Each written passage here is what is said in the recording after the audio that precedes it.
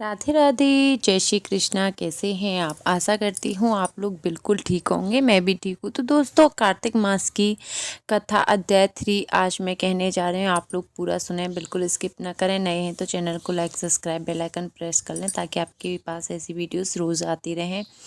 तो जो कार्तिक मास की कथा 3 अध्याय से सत्यभामा पूछती हैं कि प्रभु, कार्तिक मास ही सभी मासों में श्रेष्ठ क्यों माना जाता है? इसके बारे में भगवान श्री कृष्ण ने उन्हें विस्तार से बताया।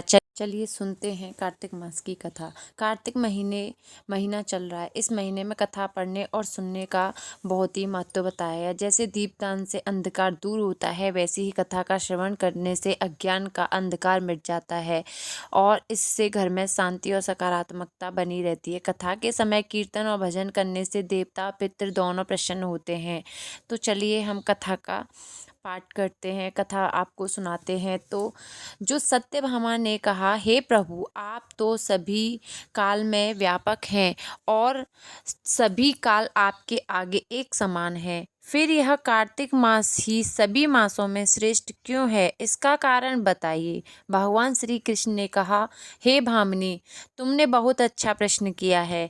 मैं तुम्हारे इसका उत्तर अवश्य दूंगा। तो इसी प्रकार एक बार महाराज बैन के पुत्र राजा पृथु ने प्रश्न के उत्तर में देवर्षि नारद से प्रश्न किया था और जिसका उत्तर देते हुए नारद जी ने उसे कार्तिक मास की महिमा बताते हुए कहा, हे राजन, एक समय शंख नाम का एक बहुत ही बलवान और अत्याचारी राक्षस था। उसके अत्याचारों ने 3 लोकों में त्राही त्राही मचा दी थी। उस शंखासुर ने देवताओं पर विजय प्राप्त कर इंद्रादि देवताओं एवं लोकपालों के अधिकार को छीन लिया। उससे भयभीत होकर समस्त देवता अपने परिवार के साथ समेऊ पर्वत की गुफा में बहुत दिनों तक छिपे रहे।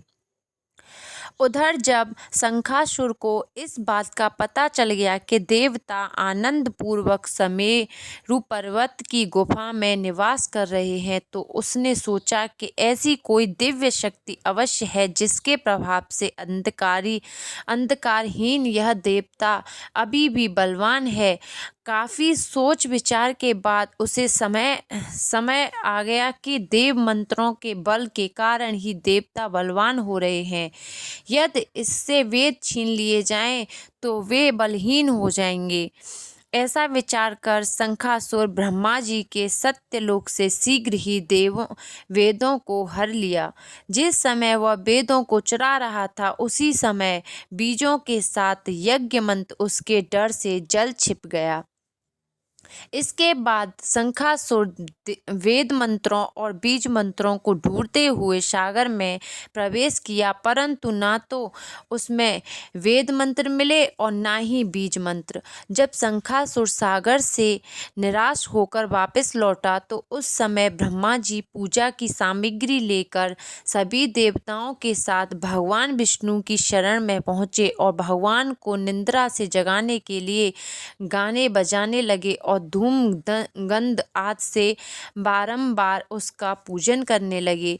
दीपदान नैवेद्य आदि अर्पित किए जाने पर भगवान की निद्रा टूटी और वह देवताओं सहित ब्रह्मा जी को अपना पूजन करते हुए देखकर बहुत ही प्रसन्न हुए और कहने लगे, मैं आप लोगों के इस कीर्तन से बहुत प्रसन्न हूँ। आप अपना अभिष्ट वरदान मांगिए, वे अवश्य प्रदान करूँगा।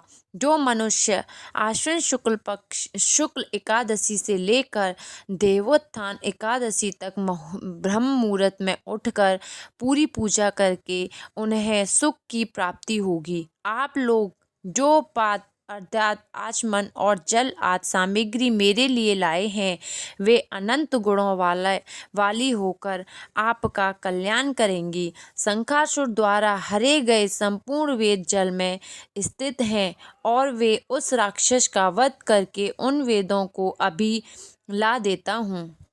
आज से मंत्र बीज और वेदों सहित मैं प्रतिवर्ष कार्तिक मास में जल में विश्राम करूंगा। इसके बाद भगवान विष्णु कहने लगे कि अब मैं मत्स्य का रूप धारण करके जल में जाता हूँ।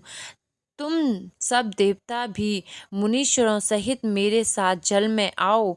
इस कार्तिक मास में जो श्रेष्ठ मनुष्य प्रातः काल स्नान करते हैं वे सब यज्ञ के अविभ्रग्य स्नान द्वारा भली भांति नहा लेते हैं। वे देवेंद्र कार्तिक मास में व्रत करने वालों को सब प्रकार से धन पुत्र पुत्री आदि देते रहना और उनकी सभी आपत्तियों से रक्षा करना। हे धनपति कुबेर, मेरी आज्ञा के अनुसार तुम उनके धन धान्य की वृद्धि करना, क्योंकि इस प्रकार का आश्चर्य करने वाला मनुष्य मेरा रूप धारण करके जीवन मुक्त हो जाता है। जो मनुष्य जन्म से लेकर मृत्यु पर्यंत विधि पूर्वक इस उत्तम व्रत को करता है वह आप लोगों का भी पूजनीय है। कार्तिक शुक्ल पक्ष की एकादशी तिथि को तुम लोगों ने मुझे जगाया है, इसीलिए यह तिथि मेरे लिए अत्यंत प्रतिदायिनी और माननीय है। हे देवताओं, यह दोनों व्रत नियम पूर्वक करने से मनुष्य मेरा सान्निध्य प्राप्त कर लेते हैं। इन व्रत को करने से जो फल मिलता है वह अन्य किसी व्रत से नहीं मिलता। अतः प्रत्येक मनुष्य को सुखी और निरोग रहने के लिए कार्तिक महात्म्य और एकादशी की कथा सुनते हुए उपयुक्त नियमों का पालन करना चाहिए। तो आशा करती हूँ आपको ये वीडियो बहुत पसंद आई होगी। मिलते हैं आपसे अगली वीडियो में।